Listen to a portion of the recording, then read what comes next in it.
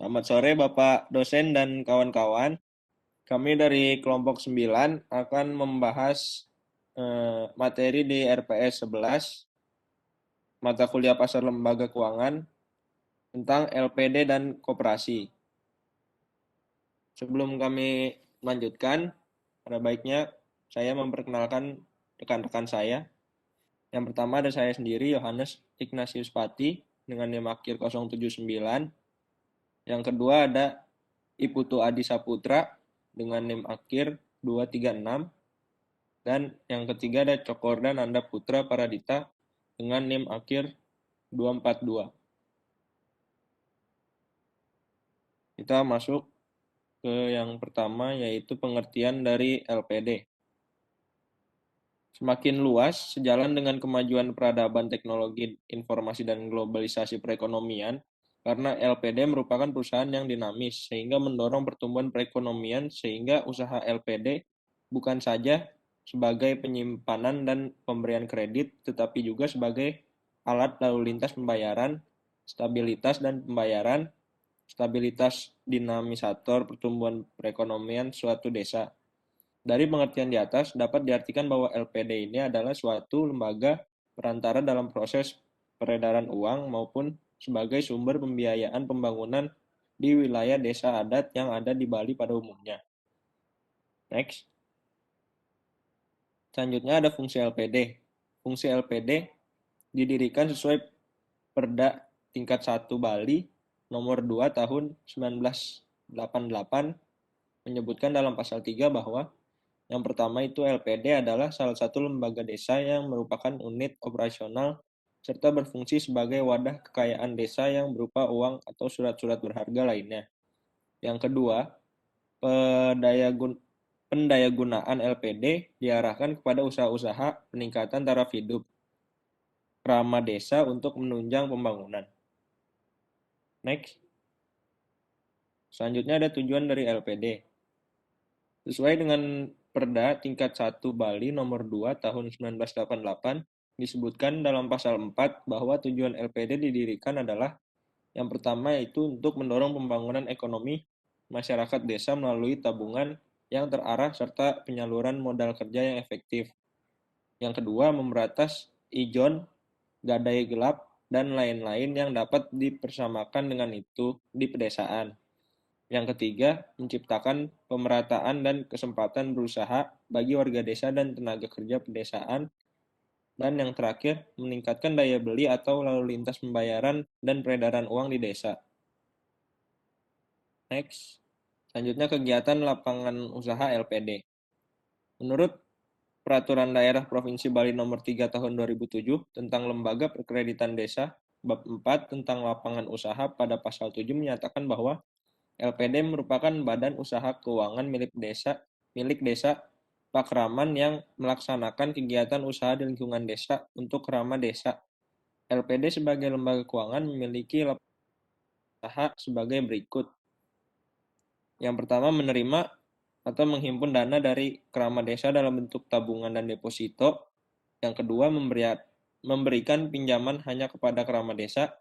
Yang ketiga, menerima pinjaman dari lembaga-lembaga keuangan maksimum sebesar 100% dari jumlah modal, termasuk cadangan dan laba ditahan, kecuali batasan lain dalam jumlah pinjaman atau dukungan atau bantuan modal. Yang keempat, menyimpan kelebihan likuiditasnya pada BPD Bali dengan imbalan bunga bersaing dan pelayanan yang memadai. Untuk melakukan kegiatan sebagaimana dimaksud dalam ayat 1 di atas, BPD wajib menaati keputusan gubernur tentang prinsip kehati-hatian pengelolaan LPD. Next. Selanjutnya ada modal LPD.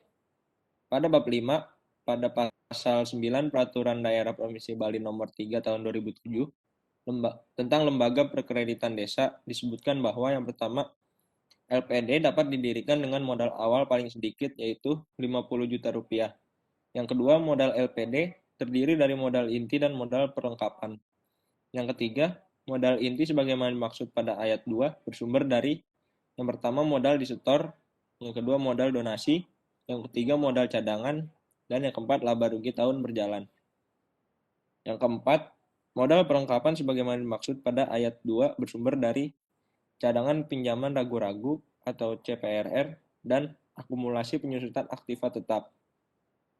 Yang kelima, ketentuan lebih lanjut mengenai modal EPD diatur dalam Peraturan Gubernur pada Peraturan Gubernur Bali Nomor 44 Tahun 2017, bagian ke-1 tentang sumber modal LPD dijelaskan yaitu pada pasal 33. Yang pertama, desa dapat mengajukan permohonan modal kepada gubernur pada saat pendirian LPD. Yang kedua, gubernur dapat memfasilitasi permohonan modal LPD sebagaimana dimaksud pada ayat 1. Yang ketiga, pencairan permohonan modal LPD sebagaimana dimaksud pada ayat 2 ditetapkan dengan keputusan gubernur. Selanjutnya akan dibahas oleh rekan saya. Baiklah, di sini saya akan lanjutkan. Yang pertama itu adalah organisasi LPD. Menurut bab 6 pasal 10 tentang organisasi yang tertuang pada Peraturan Daerah Provinsi Bali Nomor 3 Tahun 2017 tentang lembaga pengkreditan desa yang menjelaskan bahwa organisasi LPD terdiri dari, yaitu ayat 1, yang pertama prajuru LPD, ada pemucuk, penyelidikan, dan patengan. Yang kedua ada panureksa, yaitu ada pemucuk dan anggota.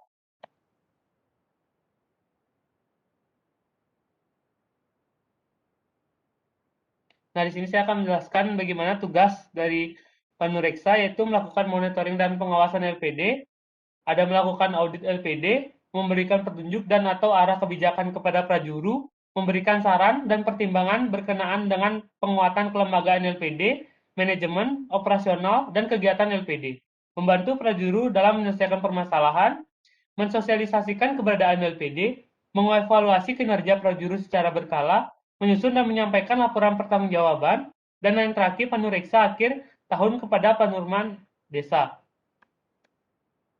Yang di sini saya akan menjelaskan tentang bagaimana tugas dari pemucuk, yaitu yang bisa disebut mengkoordinir pengelola LPD, bertanggung jawab ke dalam dan keluar, yakni ke dalam bertanggung jawab atas berkembang pengelolaan LPD, dan keluar bertanggung jawab mewakili LPD baik di dalam maupun di luar pengadilan. Mengadakan perjanjian-perjanjian kepada nasabah atau kepada pihak ketiga, menyusun RK-RAPB tahunan LPD, menentukan kebijakan manajemen dan operasional LPD, dan menyampaikan laporan kegiatan dan keuangan LPD termasuk laporan pertanggungjawaban tahunan LPD. Tugas dari penyarikan, yaitu yang pertama menyelenggarakan administrasi umum dan administrasi keuangan LPD, membuat laporan kegiatan dan keuangan LPD, membantu memucuk dan menyusun RK-RAPB tahun LPD, memberikan bahan pertimbangan administrasi kepada pemucuk, melaksanakan tugas-tugas lain yang dibebankan oleh pemucuk. Tugas dari patengan yaitu melaksanakan transaksi keuangan, membuat berita acara uang kas, menyimpan dan menarik dana likuiditas dari LPD, membantu pemucuk dan menyusun RK-RAPB tahunan LPD, melaksanakan tugas-tugas lainnya yang dibebankan oleh pemucuk. Nah, selanjutnya akan dibawakan oleh sahabat saya. Baik, selanjutnya saya akan melanjutkan presentasi materi selanjutnya yang yaitu pengertian koperasi, fungsi koperasi, dan tujuan dari koperasi. Untuk pertama, pengertian koperasi. Koperasi adalah badan usaha yang dimiliki dan dijalankan oleh anggota untuk memenuhi kebutuhan bersama di bidang ekonomi, sosial, dan budaya.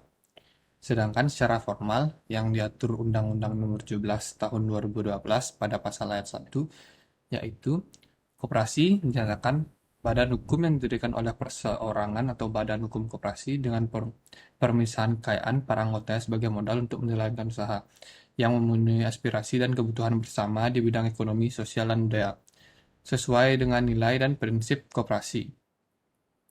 Next.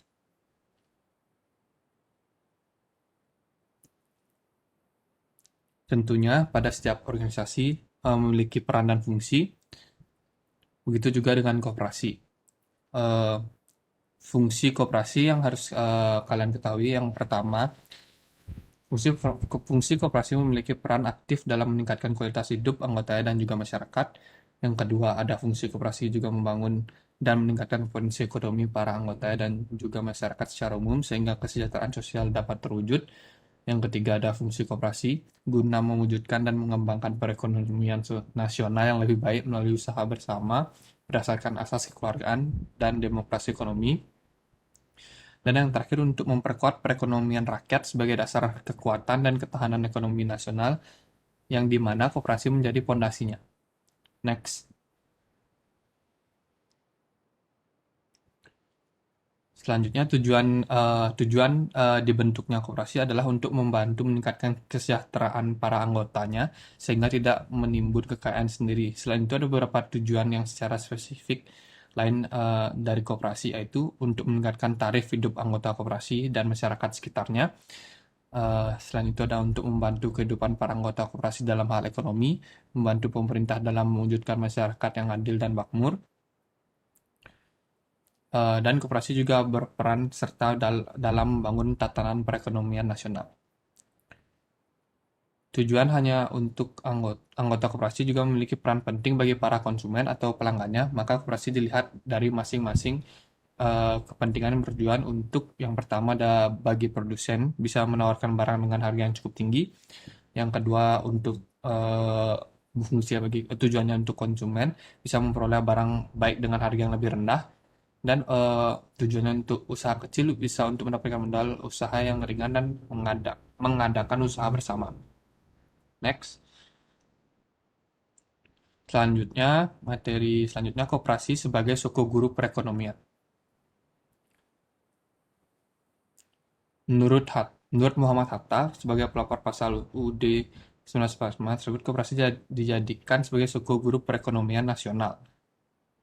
Makna dari istilah koperasi sebagai suku guru perekonomian dapat diartikan bahwa koperasi sebagai pilar atau penyangga utama atau juga dapat dikatakan tulang punggung dari suatu perekonomian di Indonesia. Dengan demikian, koperasi diperankan dan difungsikan sebagai pilar utama dalam sistem perekonomian nasional, dan di mana UUD 1945 pasal 33 memandang koperasi sebagai suku guru perekonomian nasional yang kemudian semakin dipertegas dengan dalam pasal 4 Undang-Undang Nomor 25 Tahun 1992 dengan tentang perkoperasian. Nur Muhammad Hatta yang seperti saya jelaskan sebagai pelapor pasal 33 UUD 1945 tersebut dijadikan sebagai suku guru perekonomian nasional dikarenakan yang pertama, koperasi mendidik sikap self-helping. Yang kedua, koperasi mempunyai sikap kemasyarakatan yang dimana kepentingan masyarakat harus lebih diutamakan daripada kepentingan diri atau golongan sendiri. Selanjutnya ada koperasi digali dan dikembangkan dari budaya asli bangsa Indonesia. Dan yang terakhir, koperasi menentang segala paham yang berbau individualisme dan kapitalisme. Dari yang kita lihat pernyataan yang saya sebelumnya sampaikan, maka semua itu ada dalam jati dirinya koperasi. Namun kenyataan yang ada sekarang ini adalah kesenjangan. Pertumbuhan yang tinggi hanya dimiliki oleh segelintir orang, yaitu pemilik perusahaan dan swasta. Jadi kesimpulannya, koperasi sebagai suku guru perekonomian Indonesia berarti bahwa koperasi sebagai pilar utama dalam sistem perekonomian nasional dengan tujuan koperasi yaitu meningkatkan kesejahteraan anggota koperasi dan juga dapat menjadi penyangga dalam perekonomian nasional. Next. Sekian presentasi dari kelompok kami. Mohon maaf jika ada salah kata ataupun ucapan yang masuk ke dalam hati. Sekian presentasi dari kami. Saya tutup dengan Param Santi. Om Santi Santi.